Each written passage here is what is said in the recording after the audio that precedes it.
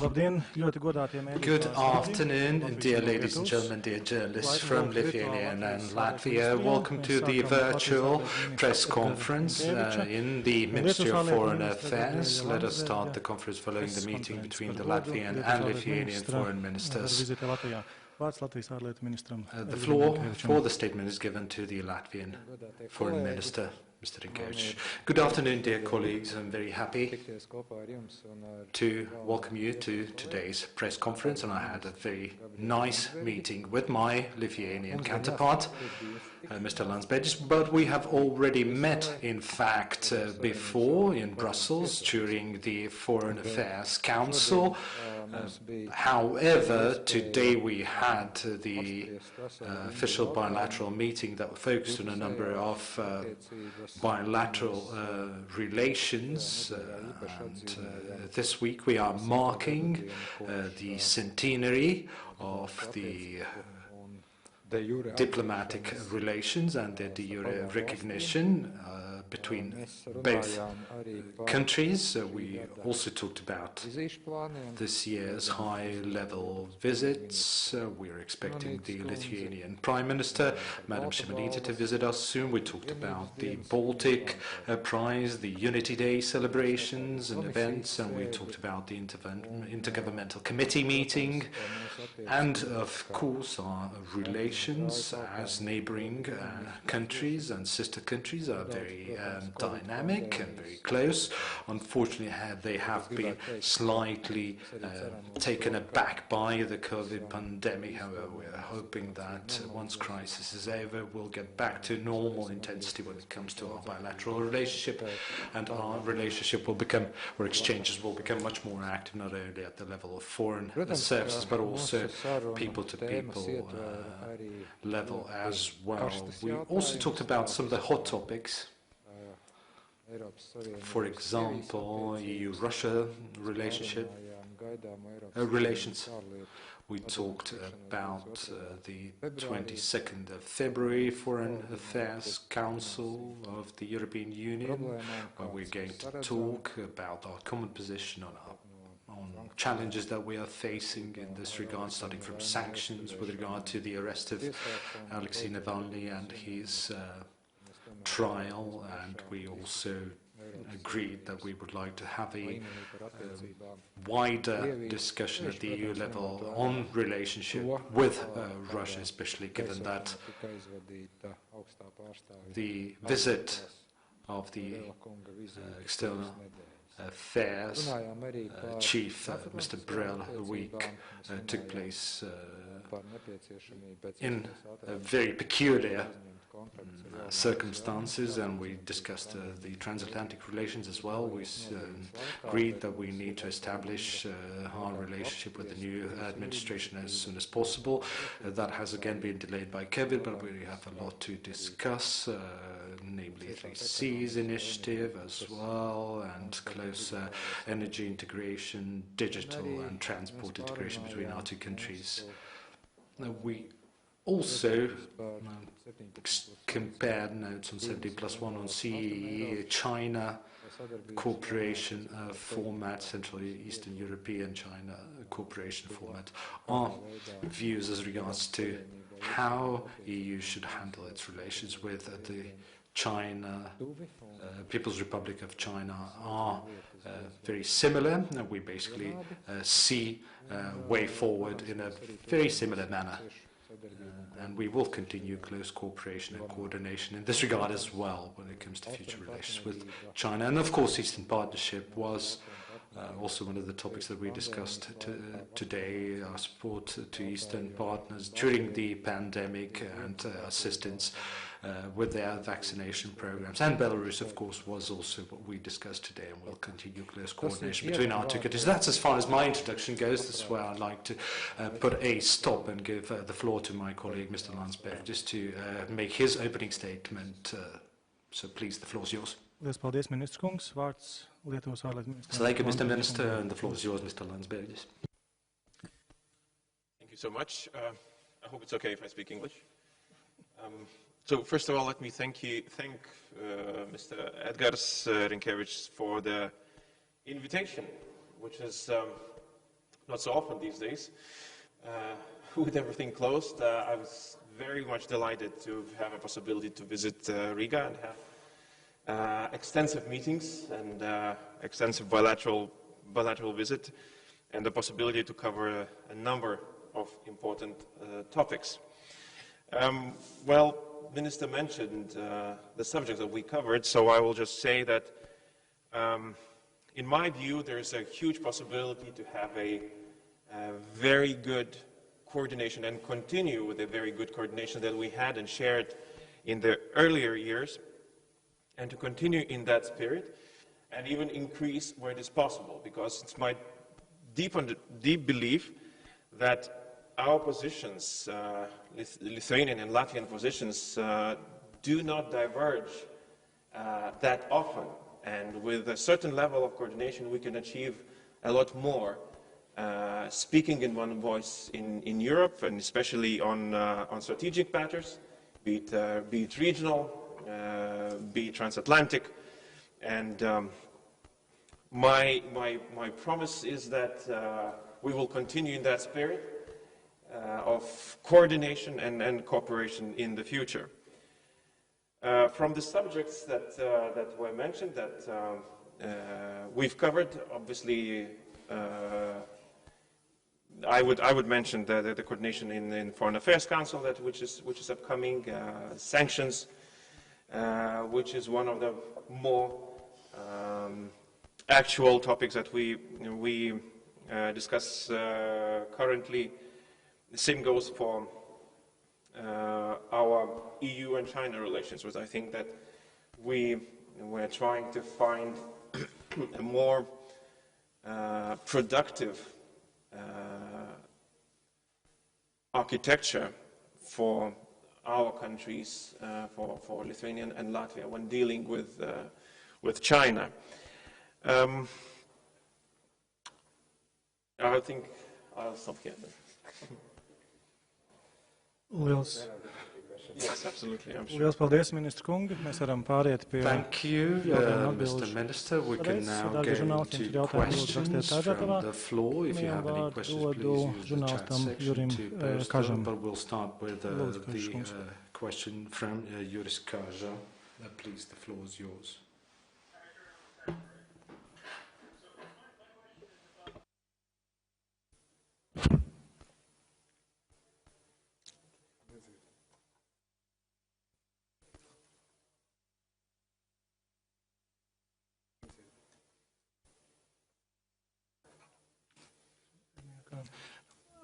Man ir ļoti jāatvainojas, mums ir tehnisks problēmas. We do have to sorry, we're apologize. running some technical difficulties. There's no sound in the... yeah, there we have translation, but not the original. Es ļoti atvainojos, Kaža kungs. Translation at least, yeah. Okay. Jā, tagad būs. Liels paldies. Lūdzu vēlreiz uzdodot savu jautājumu. I mean, everybody speaks English. We're here. So, no, my question is about coordinating... My question is about the approach to Belarus, handling political asylum seekers, maybe bringing in people also to Latvia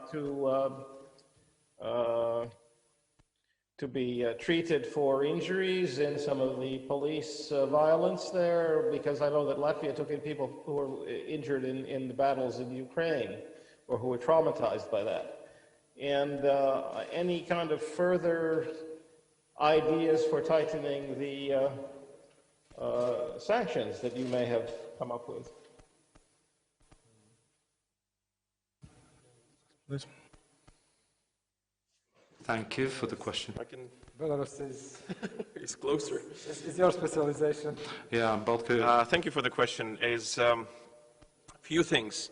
First thing is, indeed, Lithuania has a number of people who fled the abuses of the regime and are currently staying in Lithuania. Few of them have applied for the cases to be opened in our prosecutor's office using the universal jurisdiction against the Belarusian police.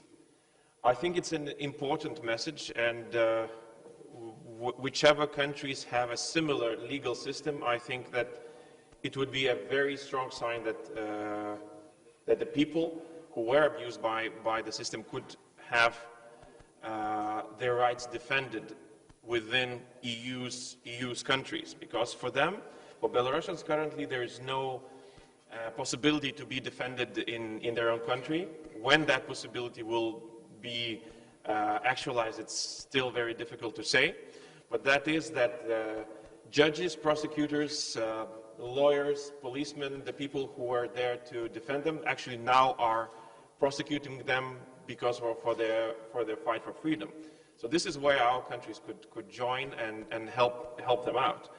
So this is one thing. Another thing about the sanctions. So at this point, I'm able to say that we are coordinating our actions between Lithuania, Latvia, and Estonia, and we're trying to see what our united three Baltic states could achieve in the sanction area.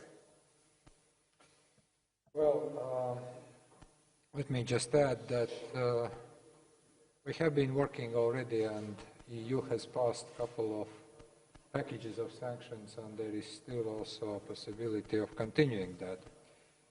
But let me say that we should understand that while sanctions, political support is very instrumental and important, only people who can really change things on the ground, and the reality on the ground can be changed by people of Belarus. And in this regard, we will continue providing all the support we can to NGOs of Belarus and also to those people in need. We'll be continuing to raise issues of human rights and also abuses of political rights by Mr. Lukashenko in different international organizations. And we will be, of course, as Gabrielius just said, considering also and coordinating also imposition of further lists. But let's understand, because sometimes I have a feeling that there are high expectations that somebody from outside can change dynamics on the ground. We can support, we can assist, but at the end of the day, how to proceed, how to make a change is in hands of Belarusian people themselves.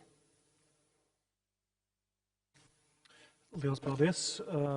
Thank you. The floor is given to Saulius Jonas, Lithuania. 15 minutes, please. Good afternoon, everyone. I have a question for both ministers, and I would like to start with Mr. Landsbergis. Mr. Landsbergis, question for you. What was your main message to Latvian colleague regarding the electricity trade in Baltics, and provided data which possibly shows that Belarusian electricity found its way to the Baltic states market? And what decisions from Riga do you expect in upcoming days on this regard? Question for Mr. Rinkēvičs. Minister, what do you think of this information, and how much time does Latvian side give itself to assess the data provided from Lithuanian side, and what possible solutions do you see to come out of this situation? Thank you. Thank you for the question. Indeed, I had the possibility to present the data that Lithuanian Ministry of Energy collected. And and we discussed that currently at this stage there's a need to get acquainted with the facts that were presented. That's one thing. Another thing is that we have information that Ministry of Energy had a phone call and discussion today with the Ministry of Economy of Latvia, and at least considering from the information that I have, that the discussion was fruitful, I would say. And so we've agreed and we've discussed that we will wait for the results from the ministries of energy and economy. And if there would be a need for us to join in a debate, then we would be ready to do that. At this point, we think that it's best to leave it to the ministries who specialize in the issue. Thank you. Just for the record of colleagues in Lithuania, Lithuanian journalists, Minister presented the case very convincingly and with utmost diplomatic and political skill I can imagine. From my side, I can say that we will pass that information to our colleagues in the Ministry of Economy, who are directly responsible for discussing issues that are related to energy trade and energy policy with our Lithuanian friends. I know that there has been already communication. But look, we are not at the position, especially here in the Ministry of Foreign Affairs, to impose any deadlines of consideration of that information. What we want from our side is that we continue working with our Lithuanian friends on the information. We should look at those issues, and I think that, as Gabrielius has said, we do hope that respective ministries and respective ministers will be continuing their work and dialogue on this issue. I also want to say that we here understand all those concerns over the nuclear safety that our Lithuanian friends are posing, and we understand also those issues that you are concerned, and we are looking forward to finding mutually acceptable solutions to those problems that we know have been discussed already for some time. Thank you. Dear journalists, since we're running out of time, and in order to allow for everyone to answer the question, I would like to ask you to limit yourself to one question only, and please also mention to whom you would like to address your question. Now the floor is given to Ines Trenča from the Leta news agency. Good afternoon. My question to Mr. Rinkēvičs is as follows. To what extent and how will Latvia support Lithuania in preventing the trade with third countries, namely Belarus and Astra's nuclear power station? And the second question, how do you evaluate Mr. Lavrov's announcements that Russia is ready to break its ties and relations with the EU? Well, I just answered actually to your first question. We would already exchange the information on the study that's been prepared by the Lithuanian Ministry of Energy, and we have indeed received this study regarding the current trade trends. We have now provided this information also to our colleagues in the Ministry of Economy, and it will be discussed and further resolved by the line ministries in each country that are responsible for the sector. We'll be happy to support a mutually acceptable solution, a mutually acceptable decision. We are very well aware and share the concerns of the Lithuanian side about the nuclear safety. We'd like to also remind you that our government already decided in August as regards to the trade with third countries, respectively, Ostrovets nuclear power station.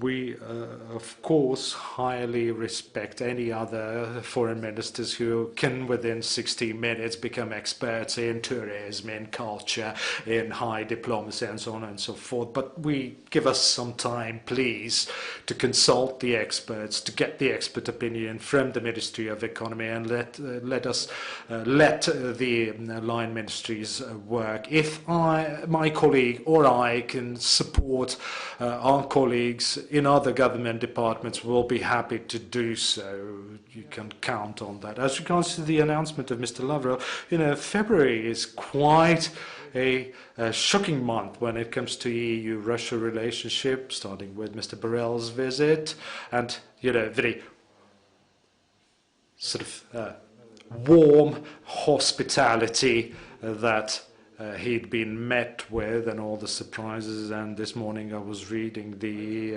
Russian ambassador to the EU, Mr. Chizhov's statements about need to cooperate, and then I read in the afternoon what Mr. Lavrov is saying about breaking ties with the EU.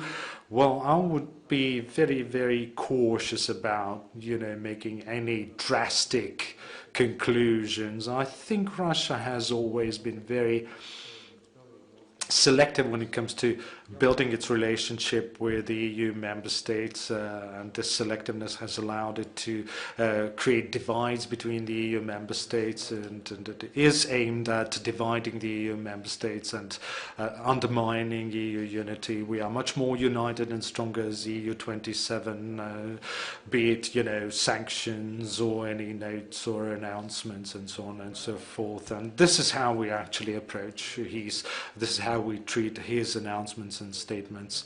Will we have an ambassador from Russia to the EU or EU ambassador to Russia? That's not really what is essential here. I don't think that will prevent the EU finding a constructive policy towards Russia.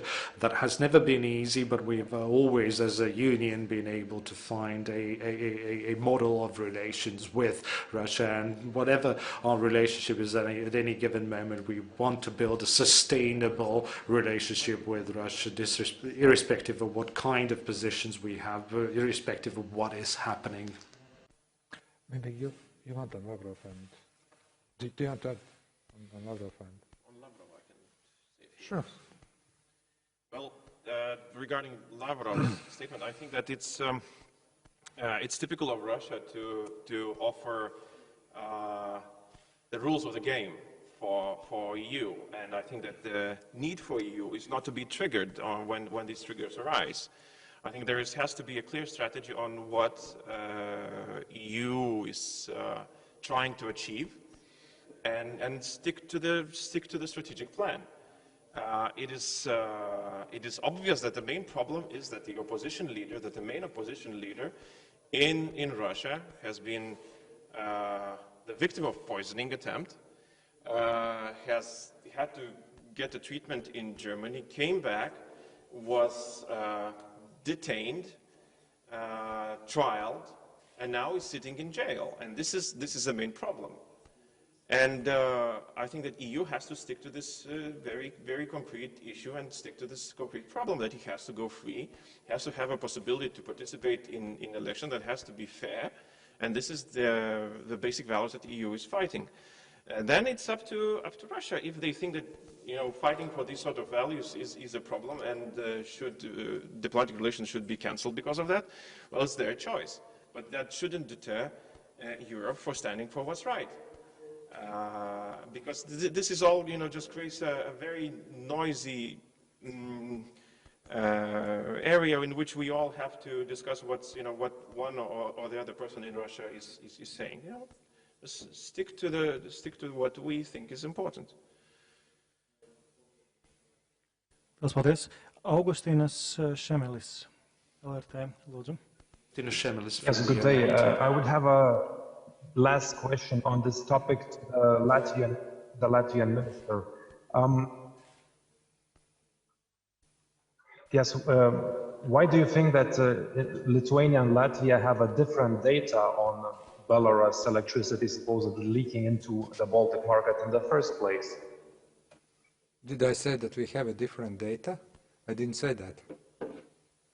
I said that we were presented a data from our Lithuanian friends that we are going to pass to our respective authorities to consider. But I know that, as Gabrielius said, there has been already parallel discussion between our two ministries. In your case, that's the Ministry of Energy. In our case, the Ministry of Economy.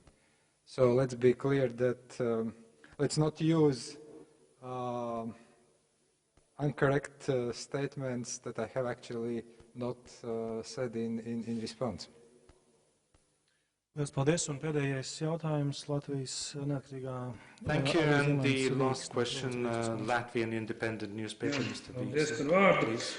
Man ir jautājums, vai pārskatāmā periodā varētu tikt atsāktas sarunas par Latvijas-Lietuvas jūras robežu, further negotiations regarding the sea border between Latvia and Lithuania and the oil deposits, offshore oil deposits.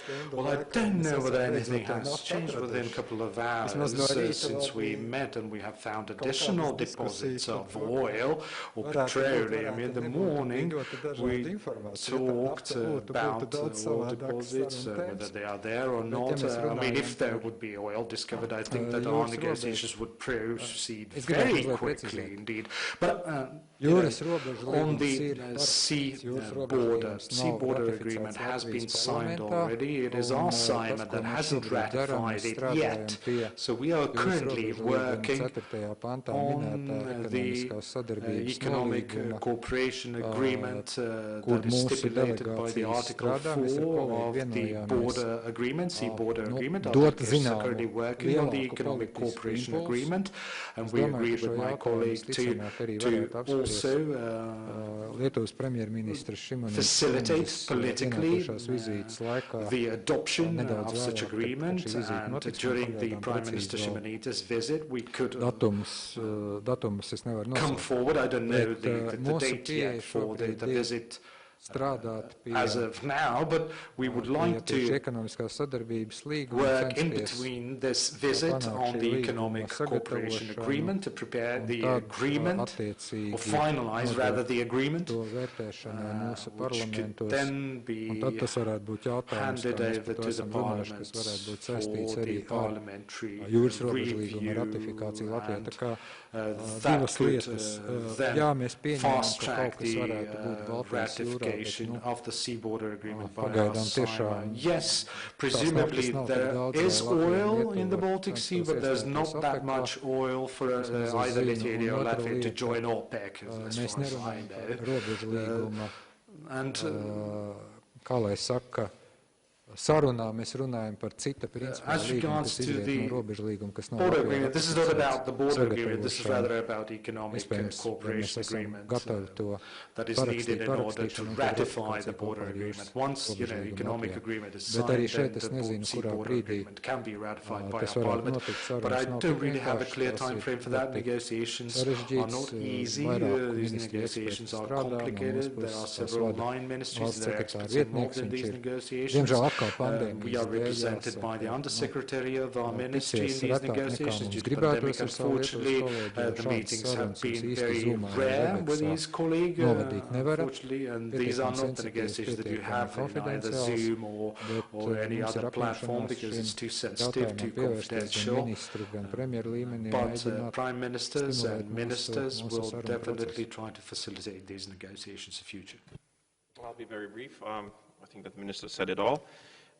The only thing that I can add is that we see a way forward. And we've discussed a couple of steps, practical steps that could be taken in order to move forward in this direction. But at this point, I think it's best that we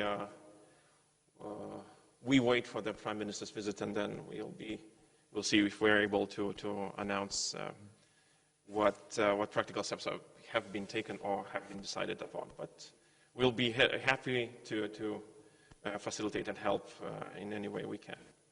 And we'll be withdrawing our membership from OPEC because Edgars just said that it's no reason to do that. Gabrielius, please be careful. The headline will be Latvia and Lithuania submits application to join OPEC or to withdraw. Liels paldies mediju pārstāvjiem, ministru kungi. Ar to arī. Thank you, dear media, dear ministers. That concludes our press conference. Thank you all.